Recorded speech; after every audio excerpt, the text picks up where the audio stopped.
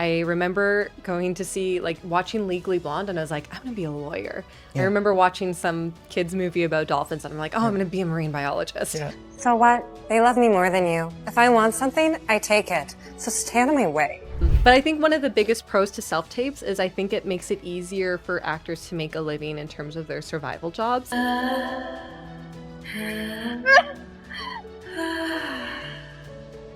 Even if you are somebody that it doesn't come naturally, you can kind of grow those skills and figure out how you can make it work well without like sacrificing who you are and your own energies. So this little slum rat thinks she can waltz in and take what's mine? Hi, you must be Emma. I'm Rachel. You know? I always say there's no way to fail Yeah. at acting. Yeah. There's just a point where you give up.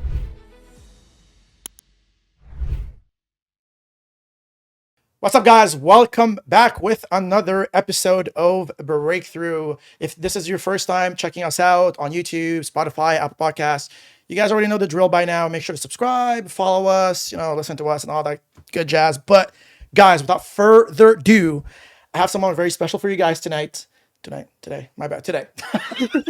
quite sunny out. Yeah, I usually have people I usually have guests in the night. Every now and then I will have like in the day. But today, we have a very special guest for you guys today.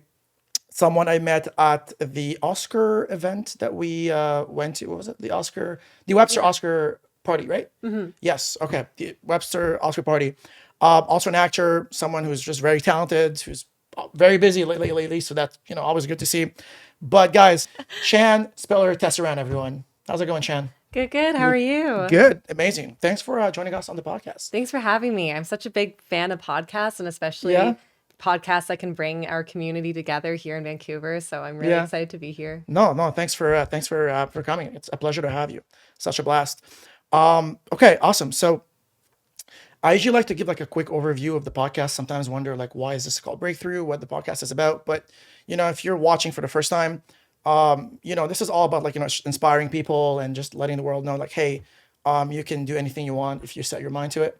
And the reason why it's called Breakthrough really is just because we very often associate breakthrough to something very big in our career, like a big role or like a big swing or something very, very major.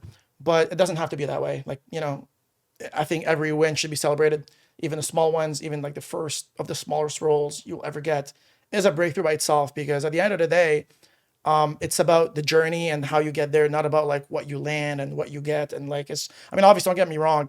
We all want lead roles and, like a high salary job, like whatever that may be. But it's also important to celebrate the small little increments and the small little changes that actually lead up to that stage. So that's actually what, that was the idea that sparked the podcast in the first place. So thanks for coming. Okay, so just like take us through your your acting debut. Like, how did you get started with acting? Were you born like and you already knew that you wanted to do this, or just sort of happened later on in your career? Like, just like give us a quick summary of what happened. Yeah, so I grew up in a small town. So I didn't really have any immediate exposure to acting aside from maybe going to the movies and that type of thing. Nice. But I remember I always wanted to do everything. I remember going to see, like, watching Legally Blonde, and I was like, I'm going to be a lawyer. I remember watching some kids movie about dolphins, and I'm like, oh, I'm going to be a marine biologist. It seemed like whatever I watched, I always wanted to do that. And I have so many passions and different things I want to do. Mm. So I feel like that's kind of how I wanted to be in life, and that's sort of the life of an actor, is somebody that can experience and live through a bunch of different things, not to the same extent as somebody who actually lives that life, but it's a little bit of everything kind of rolled into one life, which is what I love about it. Love it. But I didn't really realize I wanted to be an actor until probably when I was around 17. Which at the time felt really late, but honestly, I feel like there's people that it's like, that's still You'd pretty be surprised early. by how late people started in acting. I know, it's so funny because, I originally wanted to go into musical theater, and everybody else I met in musical theater has been doing it since like they were like 11. So then I was like, I felt so late, but really I wasn't. No, prime time, honestly, for anything. It was actually kind of great because it let me just sort of have my other passions. I was really into volleyball, so I was actually originally going to go to college or university to pursue volleyball. Like on a professional level? Yeah, probably.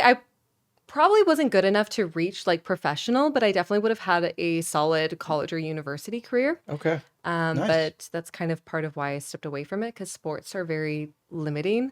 Yeah. Honestly, there's not many careers that are harder to do than acting, but sports might be one of them. Sports might be, Sports might be one of It them might that's be one of even them, harder. So absolutely. yeah, but my high school didn't have a drama program, so Okay. I ended up seeing a Broadway show when I was doing an exchange program, Like and Broadway here or Broadway New York? like Broadway, New York. Yeah. The I real was Broadway. yeah, I was in Quebec Yeah. and we did a trip. It was a whole Nice. thing, but yeah, actual Broadway. People always ask, "What show?" It was SpongeBob. SpongeBob. But it I love it. was That's amazing. amazing. It was still so inspiring. Honestly, it was a great musical. So were they like suit up in like SpongeBob costumes and they actually had like the whole thing? Or? No, they very much. I actually really loved the wardrobe design that they did because they kind of Yeah. gave the essence of the character without too much costuming. You know, like SpongeBob just had like the like ginger curly hair and just Yeah, the yeah. little like work shirt with the little red tie and like just it was so much about the personality Yeah, rather yeah. than the like. Yeah. And it was actually so wonderful and like, oh my gosh, can they sing? It's like, oh, Yeah. Broadway stars. It's incredible. And even though it's like such a seemingly silly kind of concept, it was actually very touching. And I think I was with a newfound community of people that really kind of took me in and helped me at the time through this exchange program. And all of us being there together, it was just such a magical moment and such a like, it just impacted me so much. And I felt so grateful to be in that moment. And Yeah. I think I realized that a performance and a story can really do that for people. Nice. But then I came back and realized I didn't have any theater program at my high school. So I Right. Yeah. got started in community theater, which Yeah. was fun. Interesting. So I had Yeah. to drive 2 towns over. Yeah. Yeah. Anything you do, to get, you get your foot wet in the, in the thing, which is nice. I think I can relate to this because I also, now that I think about it, I don't think I had a theater program or a theater club or anything like that in my high school. Really? Well, I mean, maybe I did, but I It didn't. was I didn't it wasn't a inquire. thing. I guess I didn't inquire. Yeah. Maybe there was one, but anyways, and if there was one, they didn't make a good job of like marketing it, I guess, because I didn't hear of it. Yeah. Okay. Nice. So that was like, so you were in Quebec when you went to see the Broadway show, and then, so what happened? Did you go back to Saskatchewan, and then you did that, and then when did you come here? Like, how did that happen? So I was in like 1 or 2 musicals and Nice. I decided to apply to go to post-secondary for musical theater, Yeah. which was kind of crazy. I actually have a crazy story about this Let's because hear it. I was so We worried. love crazy. Anything less than crazy is usually not good. Yeah. But I was so worried about kind of getting in because I really did not have like the experience and training that I knew a lot of people applying to post-secondary right out of high school had. I'm going to reveal how young I am here, but I graduated in the year of 2020.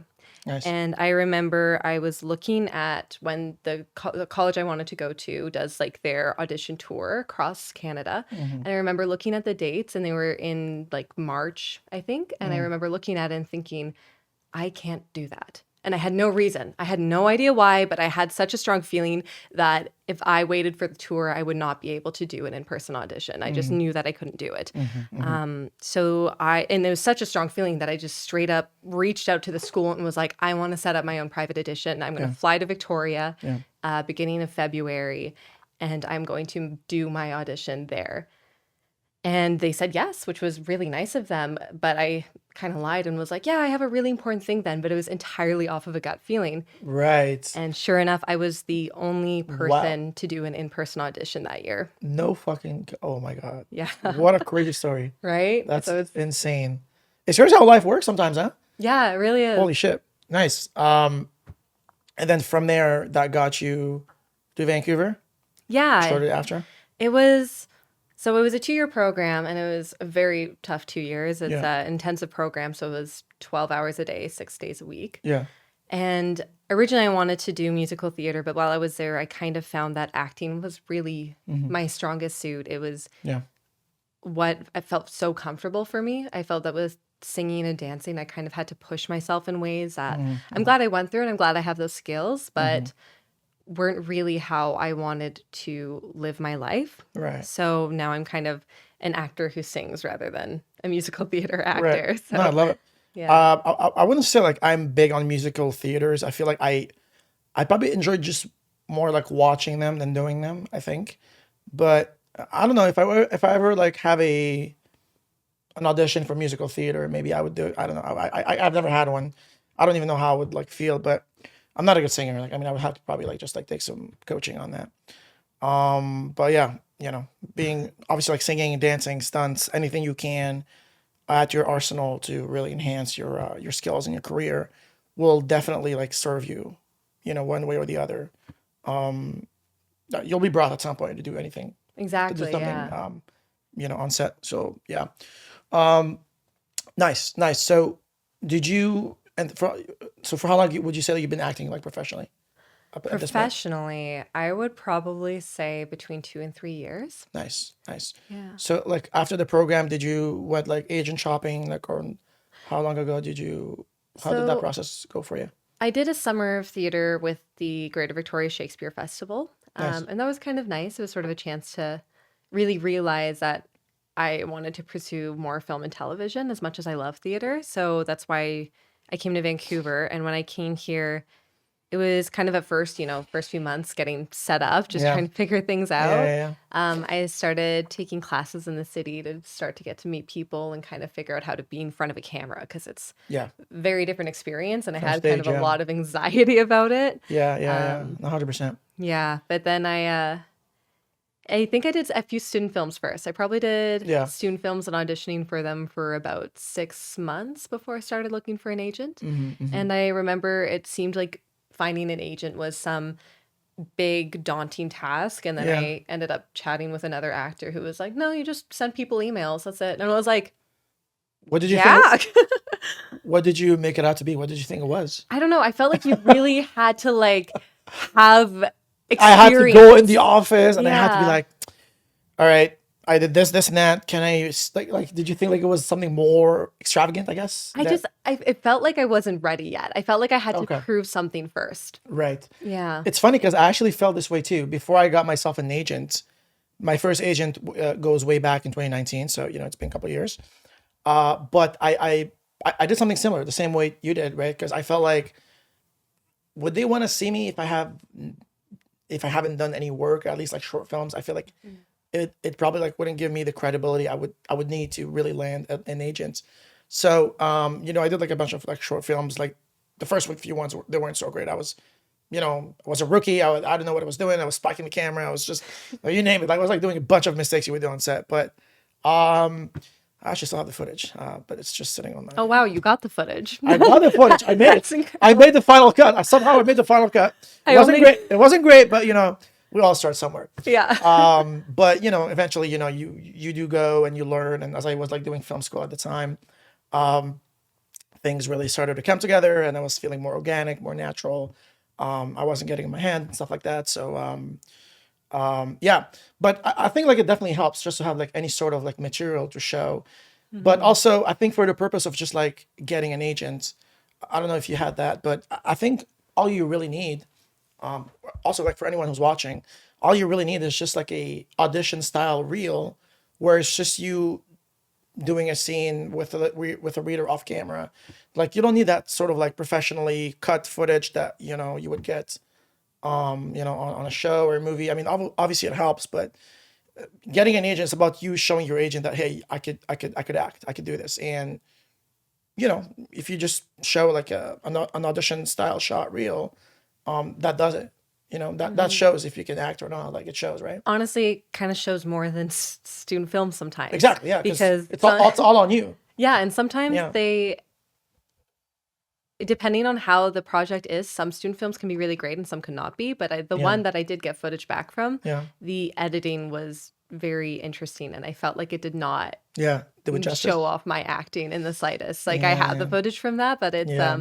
so when you can make it yourself, it's entirely up to you, and you can Yeah. actually choose kind of how to market yourself to an Yeah. agent. That's so well said. Because I mean, especially when it comes to short films, you never know who's editing this. And some people, again, some people are starting out, and it's fair. Like, some people are starting out with editing by editing a short film. And that's usually how they start by, doing small projects. And, sometimes you can tell that the editing level is not, the one that you would find in a movie or a show. And as you say, like, it kind of makes you look bad too, because, you may have given the performance of a lifetime, but if the editing is not good, it's not cut well, it's just, Yeah, yeah. no, nobody's going to be like, oh, nobody's going to ever blame the editor. They're always, No, yeah, they're always exactly. going to blame the actress. Like, oh, this is such bad acting, but it could be bad editing. Yeah, You know? and you can honestly make or break any performance with editing. It Yeah, is crazy. Have you yeah, seen? yeah, There's a video online yeah, where they re-edited Twilight to be like a comedy in the Office style, and it is so funny. yeah, And that's just such an example of like if yeah, that's what it was meant to be. Honestly, the editing made their performances look incredible, but yeah, yeah. No, it's absolutely. yeah, it's so interesting. There's so many things we can do with editing. Like if you can just like a drama, and if you transition really quickly to one scene to the other, it'll sound funny sometimes, right? Just with the timing and everything. But no, I agree. That's great. Um, okay, so how have you found the industry? I guess like in the last few, were you around when in-person auditions were a thing, or you weren't around? Okay, I wasn't. yeah. I mean, you missed a little bit of a wave. I mean, it wasn't like that much different. It was just like in person. But before COVID, obviously we used to go in the actual room and audition in person. You used to see the director, the producer, all the guys that were all there, and with the casting director as well. Um, so how you're finding this new way? I guess this new way of auditioning, especially since you didn't experience the old one where you would go in the room. Now I don't know if we're ever gonna go back there, but who knows? But it doesn't seem like it's gonna happen anytime soon. Do you find like this new way of auditioning is good? Like, do you find it's like self-taping, sending your best takes, or would you rather go in the room and kind of have that in-person impression with the showrunners, like get a redirect on the spot, or yeah, I think that there's definitely pros and cons. I would really like if we could somehow do a hybrid model.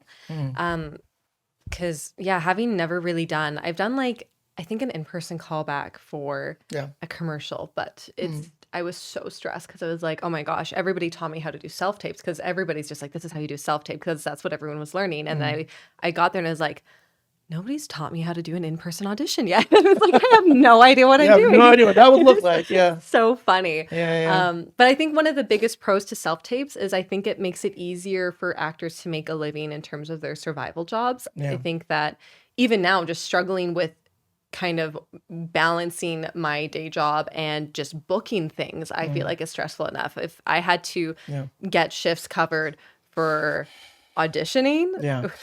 be even more stressful. Yeah. So I think that's the biggest pro that I don't hear a lot of people necessarily talking about, but I think that's really, really valuable. I think Yeah. it's making the the starting out actor's life a little bit more sustainable and manageable. Absolutely. But I definitely miss that kind of connection with people. And I found that what I've been trying to do to kind of counteract that negative effect is going to more events and things, as like how I met Yeah. you, because I think that's the only way we can actually Yeah. get relationships with casting directors, because it used to be, because it is a relationship and it's a business partnership, and you used to be able to meet these people and get to know them, and now you just see their name. They see you and watch your tapes, but all you see is a name. Yeah. So I've been trying to go to panels. I've been going to film festivals, trying Nice. to get out as much as I can. And I'm an introvert. It's not natural for me. Right, So right. I've been working really hard. You guys have no idea how much I have to beg Sian to come here. It's just like I don't know if I can do this. Stop. I'm just kidding. No. You're great. You're doing great. Honestly, it's honestly, if you hadn't said that, I wouldn't have known. But it's good. Yeah. It's it's even if you are somebody that it doesn't come naturally, you can kind of grow those skills and figure out how you can make it work well without like sacrificing who you are and your own Yeah. energy. So Yeah. but yeah, I'm trying to build and grow those relationships, and it's a slower process than I think it would be in the in-person auditioning days, but I do think it is working. Yeah. But I do miss redirects because Honestly, as an actor, I think that one of my biggest strengths is being very directable. Whenever I get notes, I'm very good at implementing them. Mm-hmm. And which honestly isn't always a good thing because sometimes I'm Yeah. like, why can't I just give myself notes? Why do I have to wait? You Yeah. know what I mean? Why do I have to wait for the commands to come in? Exactly. I wish I could just like, but Yeah. yeah, Yeah. Yeah. so that is kind of a downside. I mean, casting is doing their best, and I think that there's definitely a lot of casting directors out there that are trying to introduce more of a hybrid model with the Mm. shoreline sessions and other things. I Yeah. definitely have Yeah. heard that some casting directors like to send in associates to give notes, even if casting themselves can't be there. Yeah. Oh, okay. I didn't know So that they were yeah, giving yeah. notes. I know that Shoreline, as you mentioned, they they obviously like offer a reader for you if you can't get one, which is great. But I didn't know that. I mean, from my understanding, I don't think the the execs or anything are usually present. It's more like of a Shoreline thing. And It but is, it's yeah. interesting that that you would get notes. That's amazing. It's Feedback. specific casting directors. So I think that Wow. I think a lot of the casting directors in the city are trying to also find a way that we can keep some of the positives of the old model and bring it Mm-hmm. to the new model. Mm-hmm. So it's definitely not everyone, but I definitely know a couple casting directors that will try and send in associates and Right. because they want to help you. They would love to give you notes. Yeah. So Yeah. I think we're all just trying to find a way to make it work, but Yeah, yeah, no, absolutely, absolutely. Also, like I felt like um, I've been getting seen by Tiffany Mac a lot. It's, oh nice, yeah. yeah, I don't know if it's like, I heard like, Tiffany gets a lot of projects, but Tiffany seems like to be seeing me a lot, so that's good. I think like her office is in Shoreline as well, Hmm. because like I always get like, hey, if you wanna book a like anytime I get like a Tiffany Mac audition, there's always like a Shoreline offer at the bottom. So Shoreline's a great space. Yeah. I did like a stunt course there once, which is I don't know if they still do it, but they had like a stunt course where they teach you how to like handle weapons and fight choreography and stuff like that. So that was nice. Good times. Okay, so let's go back to I guess like your process a little bit. So obviously you've trained, you've done theater, you've done that and that. So I guess like obviously like when you do an audition, it's really important to really break down the script and like know what's your objective and your tactics and your choices and all that good stuff. Did you kind of like build a system for yourself that works for Shan, or do you follow like a specific methods online? Do you have like a to go uh cheat sheet maybe or something? Like what's your process like when you look at a script? I started doing that kind of stuff. I started off really breaking down a script. I had like a little template I would always use for each audition. Yeah. And I'm really good at doing scene analysis. I can absolutely delve into a character and give you the most eloquent essay written, your English teacher would love it kind of remarks. Like I'm so good at that. I kind of wish I was great. Yeah. Like literally, I would Every get month. like at least a 95 on every single one.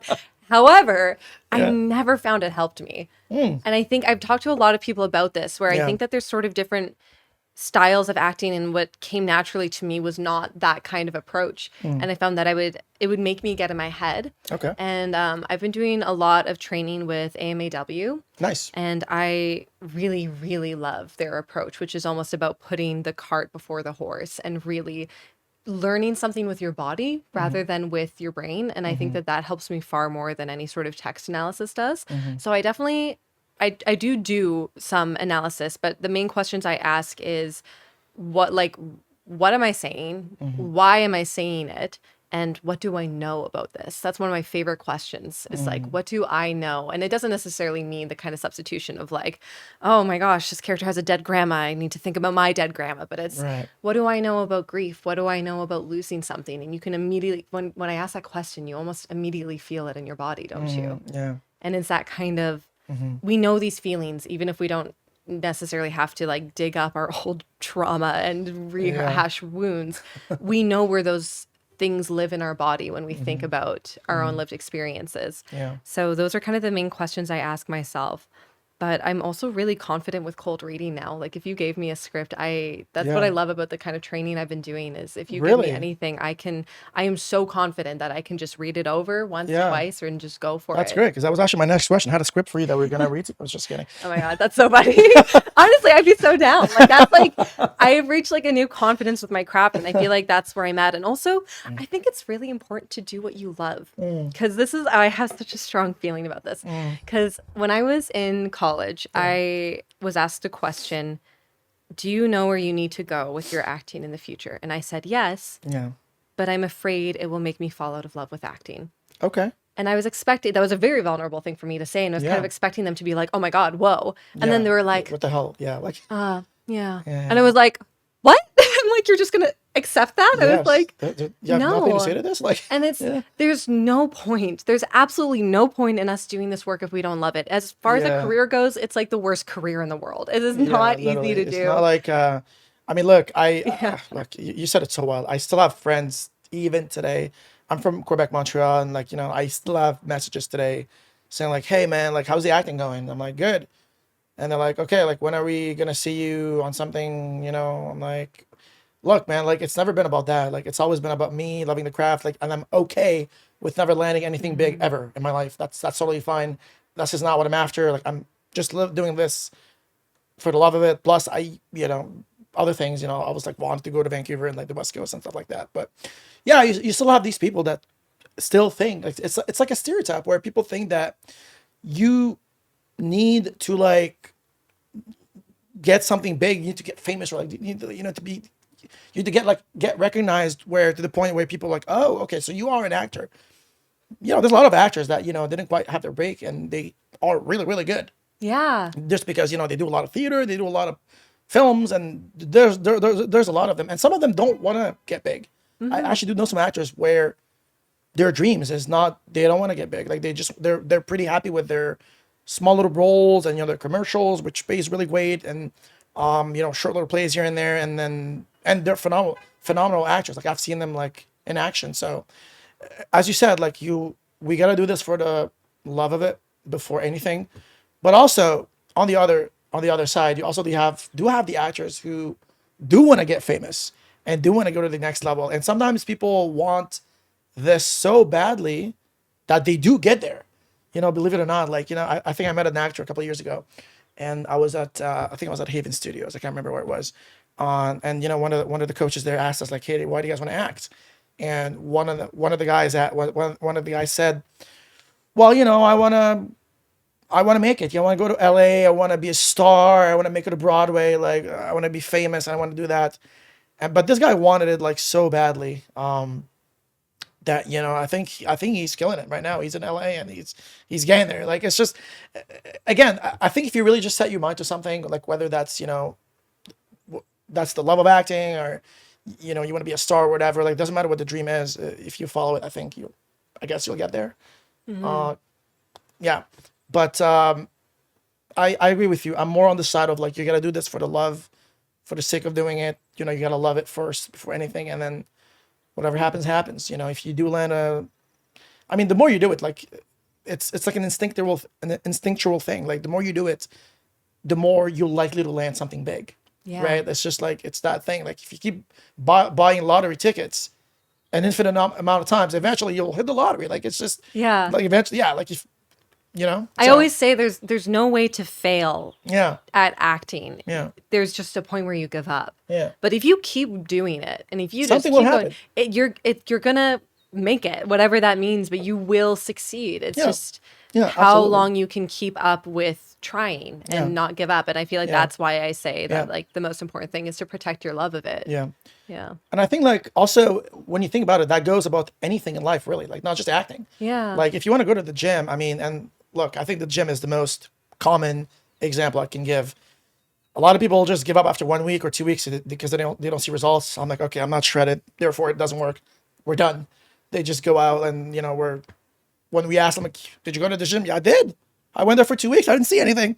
Well, it takes more than 2 weeks. Like you got to keep going. You got to go to the gym. You got to take care of your diet. And then eventually, sometimes it takes more time for people. Like some people are genetically more gifted, like they get muscles quicker than other people. Some people are slower, and then everyone's different. Like everyone's metabolism is different. So, obviously, like the only way for you to not get results if you give up. You're not gonna get ripped, or you're not gonna get muscles, or whatever you want to do, or lose weight, or whatever you want to do. The only time this would happen is if you stop going to the gym and you stop working out. The same way that if you're into video production and you want to make videos or content creation, the only time this would not work if you stop making videos, if you stop producing content. So this is kind of the pattern when you think about it. Like if you give up, then it'll never happen. That's for sure. Yeah. And So what's interesting, same with staying within that analogy of going to the gym too, Yeah. is when I first started getting into the gym, my goal wasn't to Yeah. get to a certain point or whatever. My first goal was to love it. Yeah. And that's my biggest advice whenever people are trying to get into the gym for the first time. I'm Yeah. like, you should try and love it first, because afterwards it's going to be easy. So Yeah. it's funny that Yeah. is also a thread with everything. If Yeah, I you kind know. of prioritize wanting to do it, Yeah. then that's all you need. Yeah, no, absolutely. I remember, like, now that you said that, it actually reminded me of something.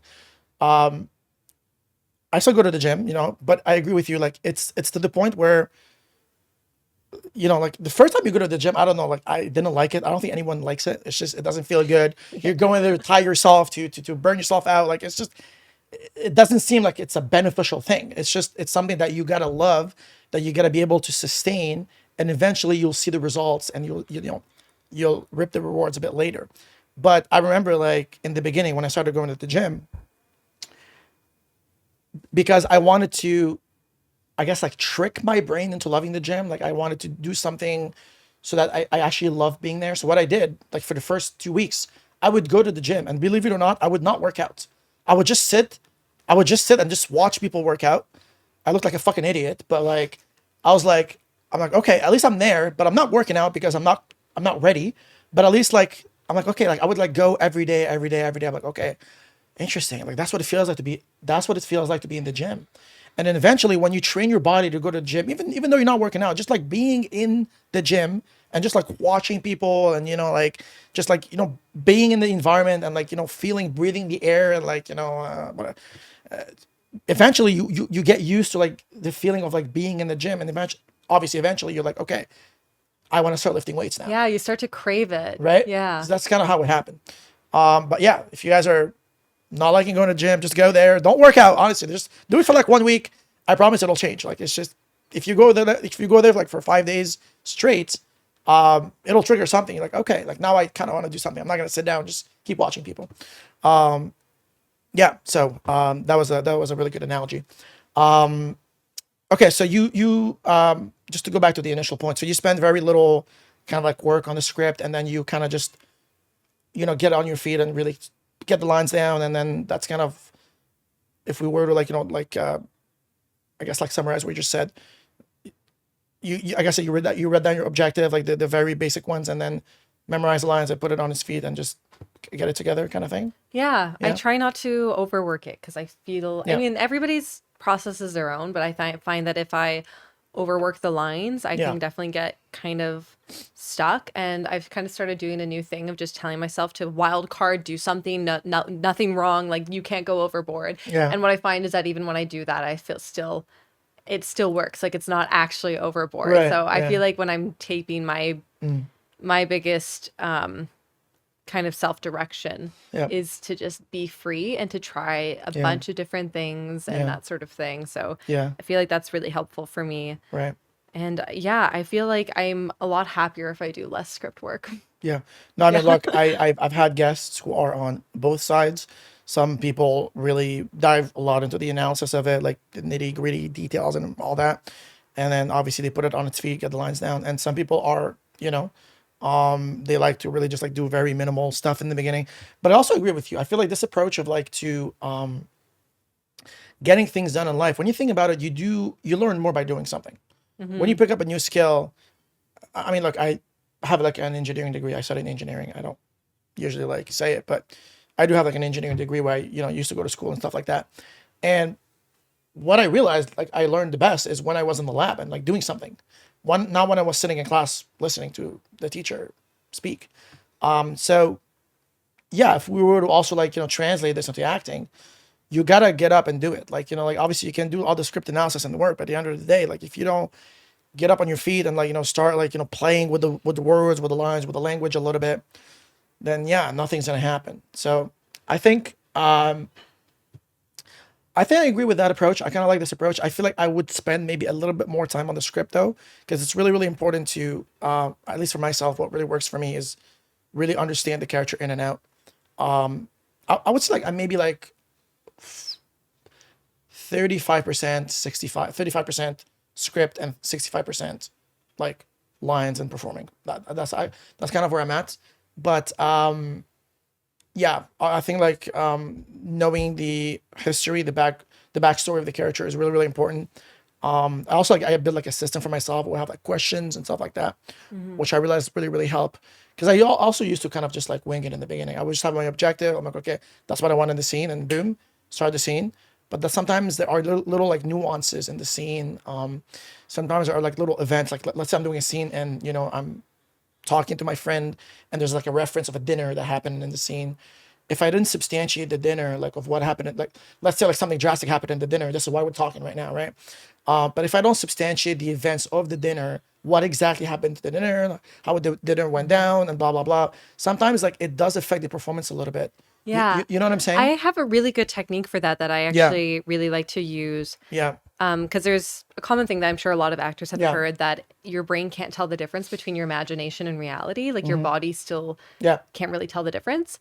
So for an example where something like a previous experience has happened, I love doing imagination work. Nice. Like I love to just like sit, like lie on the ground, really relax my body and breathe. And I take myself there. Because I remember I once did an audition where I almost lost someone really close to me in a hospital. So I was kind of recounting an experience I had while waiting outside a surgery room. Like that was kind of the Gotcha. monologue. So it's like, Yeah. so I am lying on the ground and I'm breathing and I just imagine, I just kind of put myself in that space. I imagine what the doors look like. I Yeah. imagine what the waiting chairs look like. I imagine where I am in that space. And I feel like when you really like slowly kind of go through and live that, Yeah. you put it in your body. So then when you're recounting that story in your audition later, you've already lived it and it's already Right. there for you to draw on. And I think that that's Yeah. one of the most helpful things for me to do, where it's, again, it is that kind of, it is this, it's the same thing where it's the same amount of prep, but instead of putting it on a page, I'm putting it in my body. Yeah. Yeah, absolutely.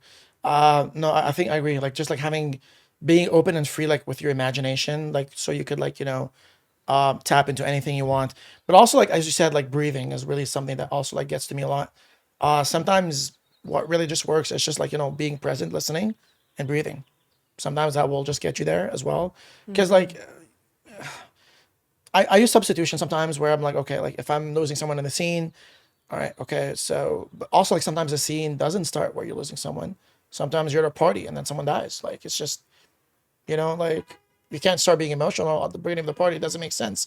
It doesn't like serve the environment of the scene. Like you're a party, you're partying, you're having fun, and then your best friend falls from the stairs and I don't know, dies or something.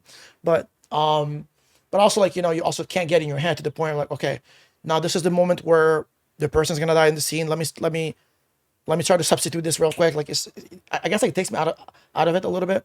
Sometimes I get in my head, I'm like, okay, I'm gonna substitute this now. But also I also have to be present in the scene, right? Like I also have to be reacting. So sometimes just like breathing. Sometimes I would like substitute it in the beginning. So it's kind of there, but also I'm starting the scene, we're at a party, we're outside, we're having fun or whatever. So I can't show the emotion. Like, I gotta show like happiness and, like fun and whatever. So sometimes just like the breathing really carries you. I realized. Did you notice this? Like sometimes with the breathing? Absolutely. Breathing is everything. And I think that sometimes I find that if I am holding my breath in a scene, I think it's actually me trying to like specifically control the emotion rather than letting it be what it is. Yeah. But I learned the idea that your impulse is your breath. So your breath Yeah. is how like, and the whole idea about like emotion is just, it's in motion, Yeah. So it's, I feel like your breath is Yeah. that. And there's a lot of starting actors I've met who exhale before their line. And that's because they're already like breathing out their impulse before they go to their line rather Right. than saying the line on their impulse. So I think that breath is just such a fascinating aspect of acting and is so much, it's so important. You really don't think it is. Like even Yeah. now, even though I know Yeah. like intellectually that it's so important, sometimes I catch myself and I'm like, oh, but is it really that one? It's like, yes, it is. It's like, It is. It is. It really, really is. It really is. You said it so well. Amazing, amazing, amazing, great.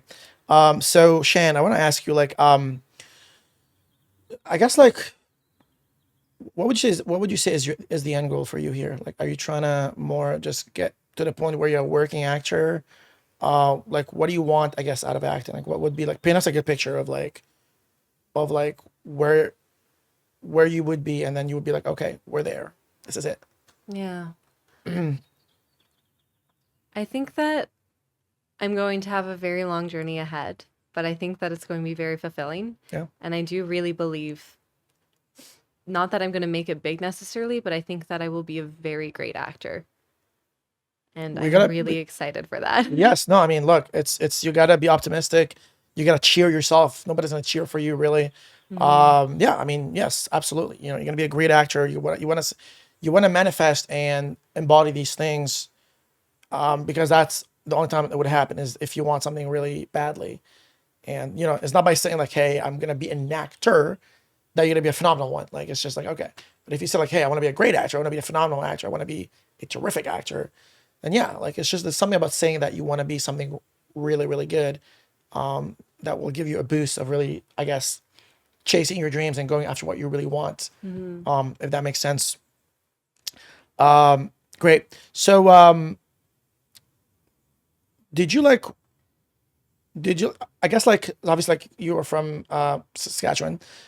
Did you? Well, British Columbia, but my family's in Saskatchewan, so it's like Okay, yeah. gotcha. Did you did you already know that you've always wanted to be in Vancouver? Did you consider Toronto, maybe even the States, at some point, or like you always knew that you just wanted to stay here and do this? Because obviously there's a lot of good places where we could obviously practice the craft. I think Vancouver is probably the best city to be in Canada for that. Toronto's also great too. So did you kind of like already knew that you wanted to do this here? Did you look out for Toronto? Like, is that something that was on the table? Yeah. After I graduated college, a lot of my friends moved to Toronto. My best friends still live there now, and I visited them. And when I was visiting them in Toronto, it was like I was so right. I don't think I could live there Yeah, yeah. because It's not for you. I love nature. Fair. I really do. It's Yeah. so much a part of me and always has been. And I've always grown up Yeah. in places surrounded by wilderness. So I love Vancouver. And I had family who lived here growing up, and I would always come and visit them. And I always found Vancouver so exciting. And so it was like, oh my gosh, it's a big city. Yeah. Even though it's like, everyone else is like, it's a tiny city. It's And I'm tiny like, city, yeah. it's a big city. It's big for me. Like, Yeah, it is. It's so big for me. And Yeah. so it's like, Yeah. yeah, but I really do love the city. And I kind of wish I didn't sometimes, but I Yeah. do. I love it so much. Yeah, And yeah. I've definitely heard the different things about kind of what places are the best places for your career. But I think that Vancouver right now is the best place for me Yeah. in terms of kind of starting out Yeah. and also just having a city and a life that I love. Yeah, So, yeah, yeah. but I mean- I would love to go to the States for my career if that's where it took me, but I also would not love living in the States right now. I Yeah, don't think. yeah. I don't think right now yeah, the relationship is not so great. The States have not been kind to us lately, so we're we'll see where it goes. Yeah. I feel like it's it's gonna get sorted, but might just take some time. But I do agree. It's always good to be open to the possibilities of where this journey is gonna take you. I remember like trying Toronto out for a month before coming here, but I guess like I call myself like an East Coast guy. I guess like when you are, this is the thing. Like when we live like in Toronto, Montreal, we call this the East Coast, even though the actual East Coast is like PI, Nova Scotia, and like the actual East Coast. But yeah, I tried Toronto out because like I was in Quebec. That's what kind of where I live, grew up. But yeah, no, I mean there was a lot of like Toronto just felt like too close to Quebec, to Montreal for me. Like just very big city, a lot of people, very big. Also like very cold in the winter. That's probably the biggest one, honestly. But yeah, I like the fact that we get like tax credits. Also, we get a lot of American shows in Vancouver. I don't know if you noticed that, but in Toronto, Oh yes, yeah. It's mostly Toronto- Canadian. mostly Canadian, and also like they pretty much just like rotate the same pool of people. It's always the same pool of actors that they cast in those Canadian shows. And sometimes like you gotta be I mean, from what I heard, like for them to actually take a chance on you, you gotta be like, you gotta be like tall, good looking, and like, like pretty face and stuff like that. They're not gonna like take a chance on someone who's just wants to, they're always like shuffling the same pool of people who are known to deliver. It's just, yeah, it's just how it is. But where I feel like as here, they're more open, like they're giving a chance. Everyone gets a chance. Doesn't matter who you are, what you look like. That's how it should be, really, when you think about it. Especially in this industry where sometimes you get cast based on your type, which is, I find sometimes it's unfortunate, but it is what it is. Like, it's just, sometimes you just get typecast, like yeah, especially like Hallmark movies. Like sometimes I see like, they're casting a lot of, white people, and like sometimes not going to cast like stuff other than that. Although they're getting better with this, but, yeah, there's a lot of like, stereotypes in this industry. So it's really important to, surround yourself with the opportunities where it's open for you. If that makes sense. Great. So, are you like, I know like a lot of people have like aspirations as far as like, I see a lot of like actors who like transition into like directing, producing at some point. I personally haven't felt that way yet, but, do you have like aspirations where you want to direct, produce? I don't know if you've kind of like dabbled with that a little bit, or it's just like really acting is for you.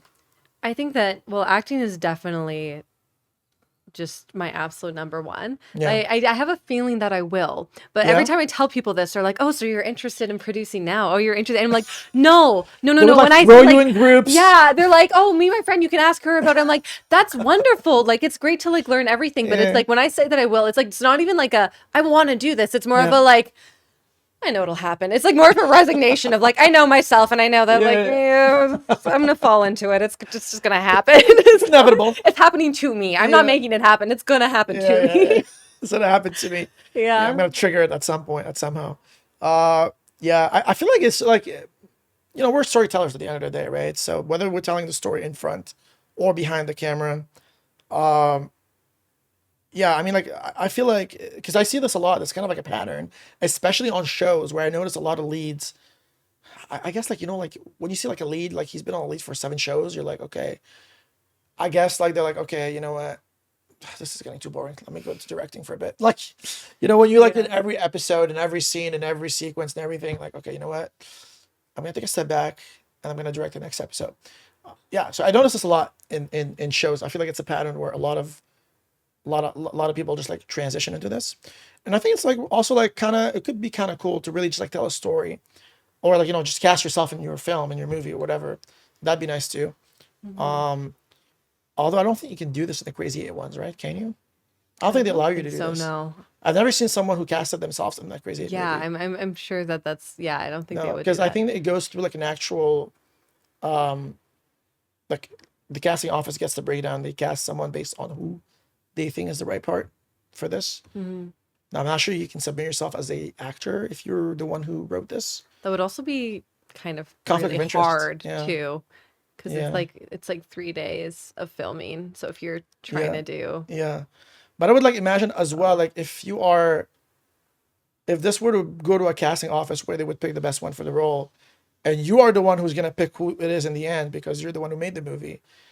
I guess there's like conflict of interest, because if you're trying to cast yourself and there's someone else who's good, well, I mean, you're going to be a little bit biased because you want to be in your film. Like, you're obviously going to be like, okay, well, I'm better for this because it's my film. So, which is fair. But I also feel like it's so fun to see other people have different interpretations. Oh, absolutely. So. Sometimes you're like, oh, maybe you had like an idea of what you wanted the role to look like, the character, and then someone comes in and they perform, and you're like, oh, okay, interesting. I didn't see it that way, but now I do. And like they give you like another version that you may not have thought of in the beginning. Maybe not all of a sudden, like you're like, oh yeah, I like this version. Maybe this is what we're gonna go with in the end. I know. So that's kind of nice. Do you recall like an event on set or in class that happened that is very memorable, that is perhaps funny, embarrassing, something that happened that really like stuck with you, that you're like, maybe you blew it on set at some point. You're like, oh my goodness, okay, this is it. They're not gonna see me again. That was my opportunity. I fucking blew it. I'm such an idiot. Or something embarrassing that happened in class or in any setting, really. Oh, I'm trying to think now. Yeah. The only thing that's coming to my mind because I just did it was a pool scene I did. And the thing, because with everything else, you can do any number of takes. And I feel like I'm usually very chill. Like I'm like totally okay, like making mistakes when you can do multiple takes because it's like, okay, whatever, I'll True, get it the yeah. next one. But when it's Yeah. something where you have to go from dry to wet, Okay. Yeah. you got one take. You got this- You got You're not getting wet again. Yeah. And when I'm like literally doing fight choreo Yeah. and then throwing myself into a pool, and Yeah, it's like yeah, yeah. I forgot to bring something with me in the pool, and it was like I just felt so bad. And I was like, no, it's literally fine. Okay. Was it something that was like crucial for the scene? Yes. Okay. And no, I kind of want to say no, but then I get in trouble. But like, yes. So like Honestly, did that ruin the take? Yeah, but it's okay, Okay. because honestly, that entire scene was like a little ruined, not ruined, but Yeah. we ended up having to reshoot it for other reasons anyway. So I was like, okay, So you good. got away with it. But yeah, it was really funny when they told us that they had to reshoot that scene. I was like, Thank God. no, not even. I was like, oh, it's because of me. Oh, yeah. And it's because it was like You thought we it were was you. filming, we were filming out in Mission. Oh. So then I was like, oh my God, everybody's gonna have to drive back out to Mission because of me. Yes. Oh. But I was like, no, it must have been so. And then once I got there and found out that there was like, Yeah. oh no, we're relooking at this part of the script, and like, and I was like, okay, great. But like, They didn't notice.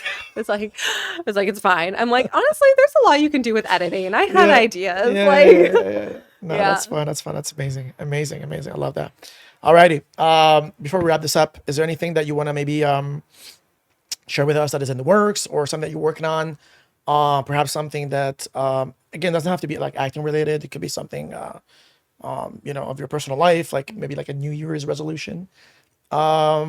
Yeah, anything you want to share with us that we should be looking forward to this year? oh, interesting. I feel like I kind of want to share what I'm doing for this year. I was inspired when you said New Year's resolution. I don't have like a resolution, but I like to do a theme for Yeah. every year. I've heard a lot of people that do this, where you choose one word and that's your theme for the year. Okay. And this year, my word is bold. Bold. And I like that. the quote that I'm surrounding it around is the world needs more women who dare to be bold, not perfect. Yeah. So that's really what I'm working towards. I True. used to be a really big perfectionist, a really big people pleaser. And this year, I'm just kind of like exploring, what does the word bold mean? It's something that Nice. I've just been really thinking about. And I think Right. it's something I'm just kind of Yeah. bringing into my life. And I think Yeah. that's been pushing me Nice. forward because I've been doing so much this year. I've been just trying Yeah. new things. And even though we're only like a quarter through the year, I feel like Yeah. I have not stopped. And that's been really exciting. So Nice. that's my offering to people if you want to I love invite it. boldness Bold, guys. Yes. into your life. So, like, do you mean like bold, just like from an acting standpoint, like really in your bold in anything? Everything and In anything. I Yeah. love it. Just being bold. I wonder what mine is. Never give this a thought. Oh, it's so much fun. Last year I did Joy. It was great, but honestly, think about it because it's wonderful. It's that my acting one of my think- acting teachers actually does this with acting where Yeah. he did a whole thesis about it where if you choose a word Yeah. beforehand and you just kind of plant it, you don't like focus on it, but you sort of like Yeah. subconsciously have it behind you. Yeah, yeah, and it's yeah. like it's incredible how much it just naturally shows up and like it's so cool. Yeah. It's so fun. That's amazing.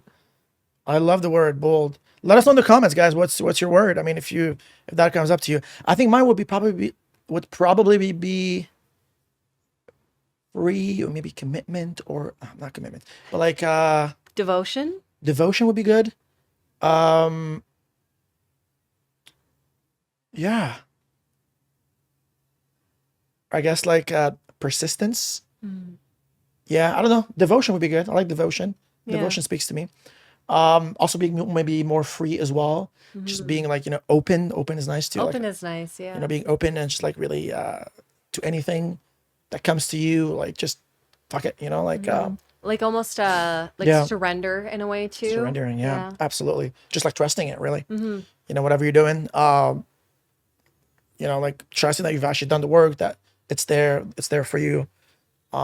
Trusting yourself, really, honestly, just like not really just like from an acting standpoint, but believing in yourself, whether that whatever you're doing, like it doesn't matter whether that's trying something new, picking up a new hobby, picking up a new sport, trusting that like you'll get good at something if you just keep going a little bit. Yeah, great. Well, that was a lovely session. Yeah, that was thank amazing. you so much. That was really amazing. The great fun. chat, I feel like everyone. I could still chat for so much longer. Yes, Yeah. no, absolutely. It's such an honor to have you, honestly. Thank You so much for making it and for gracing us with your presence. So yeah, guys, thank you so much for watching. We'll catch you guys in the next one. Then yeah, take care, everybody. Thanks. Bye.